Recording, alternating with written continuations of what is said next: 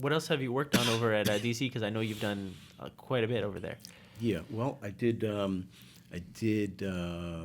4 issues of The Flash. Co-wrote those with Mark Wade. He had some other projects that My he was my trying to all-time get favorite off. character. Yeah, The Yeah. Flash. Yeah, yeah. It was great because these were the issues that it was issue. Was it issue? It was the in the Wally West run. Mm-hmm. These were the issue numbers that echoed the first issues of Barry Allen in the Oh. original Flash run. So it was. I think it was starting right after 100 because I Right, know right. the original Silver series went to started at 105, Yeah. and then went all the way to 350. Right, right. And then for the old series, the Golden Age stuff, it started. I think I don't even remember if it was Flash or All Flash, but it went from 1 to 104. Right. So that's what it was. So 105, 106, 107, and 108. And we did those together, and it was great. That's It was awesome. great.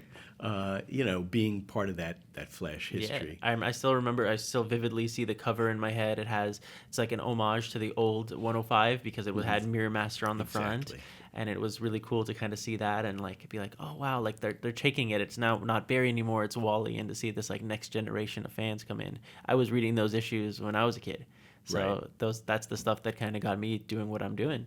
So you're a big part of that. Well, thanks. I also wrote some other Flash stuff. I wrote for a Flash annual. DC was doing an event, a pulp fiction event, and all the DC annuals were reminiscent of one kind or another of a pulp story, and the Flash was doing romance.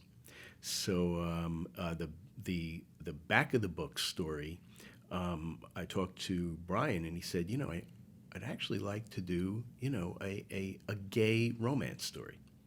And I went, okay, that's interesting. And Yeah. they had the Pied Piper, who was a gay character. And I was like, yeah. And how are we going to do this? And we're going to be, respectful and kind of subtle, but not too subtle. We want people to know what it is. Yeah. And so we came up with the story was Sound and Fury, and the Pied Piper in an earlier guise when he was strictly a criminal was known as Sound, and his romantic partner, was known as Fury, and they were also committing crimes together.